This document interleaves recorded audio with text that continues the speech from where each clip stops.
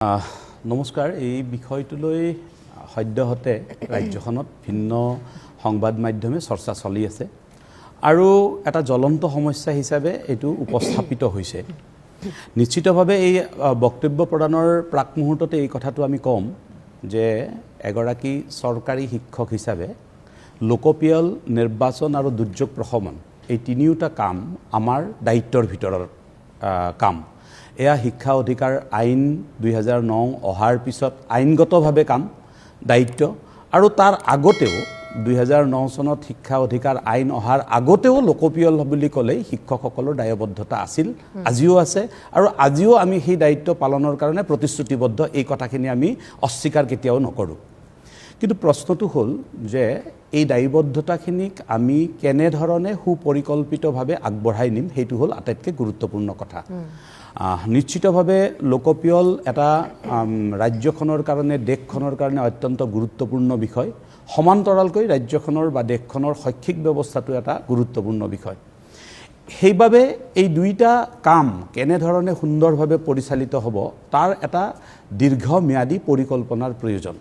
আমি গোটেই বিষয়খিনি এইখিনি সময়ত আমি অবজাৰ্ভ কৰি দেখিছো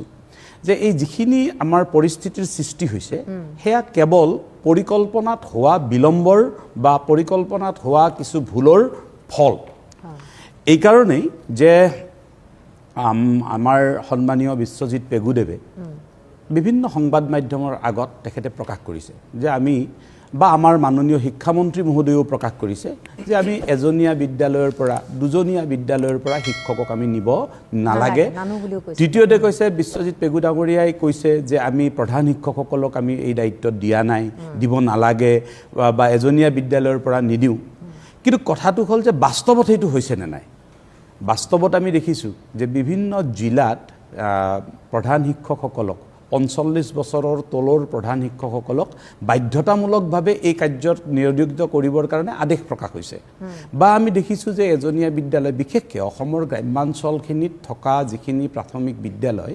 এই বিদ্যালয়খিনিত আপোনাৰ এভাৰেজ মানে 99% বিদ্যালয়ৰ শিক্ষকৰ সংখ্যা দুজন প্ৰাথমিক বিদ্যালয়ৰ গতিকে তাত ডেফিনেটলি এই শিক্ষকসকলক লৈ যোৱাৰ ফলত বিদ্যালয়খনত পাঠদানৰ ক্ষতি হ'বই সেয়ে আমি তাৰ এটা অল্টাৰনেট চিন্তা আমি আগতীয়াকৈ কৰিব লাগিছিল যেনে ধৰক তাত ওচৰে পাজৰে অৱসৰপ্ৰাপ্ত শিক্ষক আছে তেখেতসকলক আমি এংগেজ কৰাই ল'ব পাৰিলোহেঁতেন ইত্যাদি ইত্যাদি কথাবোৰ আমাৰ পৰিকল্পনাত কৰবাত ভুল হোৱা কাৰণে আচলতে পৰোক্ষভাৱে ছাত্ৰ ছাত্ৰীসকল ক্ষতিগ্ৰস্ত হ'বলগীয়া হৈছে গতিকে আমি এই কথাটোকে কম যে যেহেতু এইটো এটা গুৰুত্বপূৰ্ণ বিষয় এইটো কৰিবই লাগিব দেশখনৰ স্বাৰ্থত গতিকে যেটো সেকেন্ড ফেজ যেতিয়া আহি আছে প্ৰথম ফেজৰ বিষয়টো আলোচনা কৰি লাভেই নাই কাৰণ ইতিমধ্যে কাম ফিল্ডত হৈ আছে গোটেই কাম হ'বলৈ গৈ আছে সেকেন্ড ফেজটোত যাতে এই ধৰণৰ প্ৰবলেমখিনি নাহে তাৰ কাৰণে এতিয়াই বিভাগ দুইটা বিভাগৰ এটা সমন্বয়ৰ মাজেৰে এটা পৰিকল্পনা কৰা ভাল মই প্ৰসংগক্ৰমে কথাটো কৈছো যে সেকেন্ড ফেজটো আৰম্ভ হ'ব 1 ফেব্ৰুৱাৰীৰ পৰা 1 মাৰ্চলৈকে এমাহৰ বাবে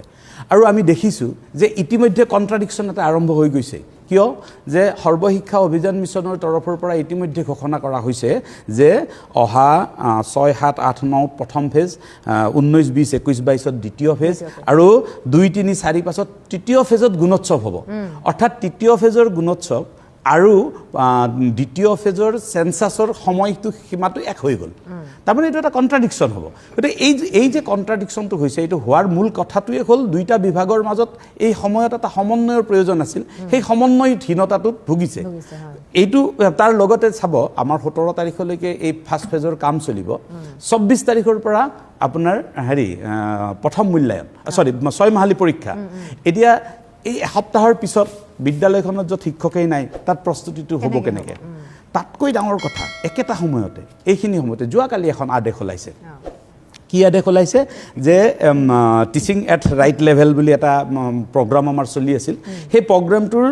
যিটো মিডলাইন এছেছমেণ্ট সেই তাৰ কাৰণে ডেট দিয়া হ'ল 28 তাৰিখ 28 তাৰিখৰ ভিতৰত আমি শেষ কৰিব লাগিব 28 আগষ্ট আৰু 5 ছেপ্টেম্বৰৰ ভিতৰত ইয়াৰ সকলোবিলাক আমি কি কৰিব লাগিব ডাটা আপডেট কৰিব লাগিব একে সময়তে বিক্ষবন্ধু কাৰ্যসূচী চলি আছে একে সময়তে SHVR বুলি এটা প্ৰগ্ৰাম চলি আছে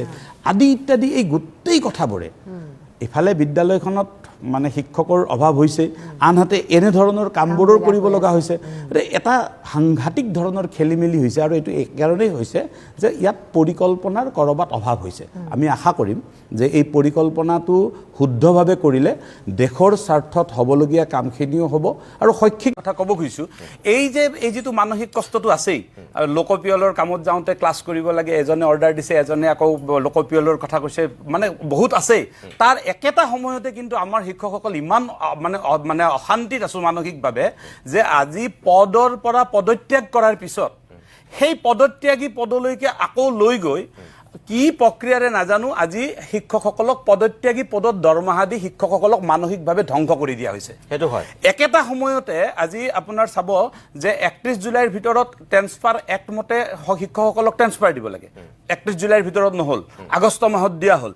কৈ দিয়া হৈছে যে আপোনালোকে 14 দিনৰ ভিতৰত জইন কৰি দিয়ক। ফলত কি হ'ল, শিক্ষকসকলক ইফালে আকৌ চেঞ্চাছৰ পৰা ডিউটিৰ পৰা এৰি নিদিয়ে, সেইফালে শিক্ষকসকলৰ ট্ৰেন্সফাৰ অৰ্ডাৰখন ইনভেলিড হৈ যায়। মিউচুৱেল ট্ৰেন্সফাৰখিনি হ'ল, ছিংগল ট্ৰেন্সফাৰখিনিৰ ক্ষেত্ৰত এই ধৰণৰ অৱস্থাটো হৈ আছে। মুঠৰ ওপৰত শিক্ষকসকলক এনেকৈ পেচি ধৰা হৈছে যে শিক্ষকসকলে মানসিক শান্তিৰে কাম কৰিব পৰা নাই। আনকি মই আপোনালোক কৈছোঁ যে আমি শিক্ষকসকলক নিয়ন্ত্ৰণ কৰিবৰ কাৰণে এতিয়া বা শিক্ষকসকলক মানে সান্তনা দি ৰাখিবলৈ আমাৰ কাৰণে যথেষ্ট কষ্ট হৈছে। ষ্টুডিঅ'ত আজি মুকলিকে কৈছোঁ, এই SRDৰ জৰিয়তে নিয়মীয়া হোৱা শিক্ষকসকলৰ পদত্যাগ কৰাৰ পিছত পদত্যাগী পদত তেওঁলোকক পুনৰ ঠিকাভিত্তিকভাৱে কেন্দ্ৰৰ আঁচনিভুক্ত ধনেৰে দৰমহা দিবলৈ লোৱা শিক্ষকসকলে আজি আমালৈকে মেছেজ কৰি আছে যে ছাৰ আমি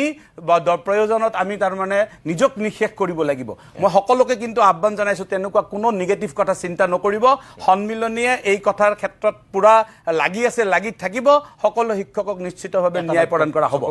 যে 31 জুলাইৰ ভিতৰত ট্ৰেন্সফাৰ এক্ট মতে শিক্ষকসকলক ট্ৰেন্সফাৰ দিব লাগে, 31 জুলাইৰ ভিতৰত নহ'ল, আগষ্ট মাহত দিয়া হ'ল, কৈ দিয়া হৈছে যে আপোনালোকে 14 দিনৰ ভিতৰত জইন কৰি দিয়ক। ফলত কি হ'ল, শিক্ষকসকলক ইফালে আকৌ চেঞ্চাছৰ পৰা ডিউটিৰ পৰা এৰি নিদিয়ে, সেইফালে শিক্ষকসকলৰ ট্ৰেন্সফাৰ অৰ্ডাৰখন ইনভেলিড হৈ যায়। মিউচুৱেল ট্ৰেন্সফাৰখিনি হ'ল, ছিংগল ট্ৰেন্সফাৰখিনিৰ ক্ষেত্ৰত এই ধৰণৰ অৱস্থাটো হৈ আছে। মুঠৰ ওপৰত শিক্ষকসকলক এনেকৈ পেচি ধৰা হৈছে যে শিক্ষকসকলে মানসিক শান্তিৰে কাম কৰিব পৰা নাই। হয় ছাত্ৰীসকল, নিশ্চয় ৰাজ্যৰ শিক্ষক কৰ্মচাৰীসকলৰ সমস্যা সমাধান সন্দৰ্ভত ৰাতুল গোস্বামী ডাঙৰীয়াৰ কেইবাটাও বৃহৎ মন্তব্য। নিশ্চয় শিক্ষক কৰ্মচাৰীসকলৰ সমস্যা সমাধান সন্দৰ্ভত অসম ৰাজ্যিক প্ৰাথমিক শিক্ষক সন্মিলনীৰ এটি বৃহৎ পদক্ষেপ। আশা কৰা হৈছে যে আগন্তুক দিনত অসম ৰাজ্যিক প্ৰাথমিক শিক্ষক সন্মিলনীৰ প্ৰয়াসত শিক্ষক কৰ্মচাৰীসকলৰ সমস্যা সমাধান হ'ব। গতিকে লগৰ বন্ধুবৰ্গ এই ভিডিঅ'টো শ্বেয়াৰ কৰি আজিৰ এই গুৰুত্বপূৰ্ণ খবৰটো জনাই দিব আৰু নতুনকৈ অহা ছাত্ৰীসকলে অনুগ্ৰহ কৰি আমাৰ এই ফেচবুক পেজটো ফ'ল' কৰি ল'ব। ধন্যবাদ। জয় আই অসম।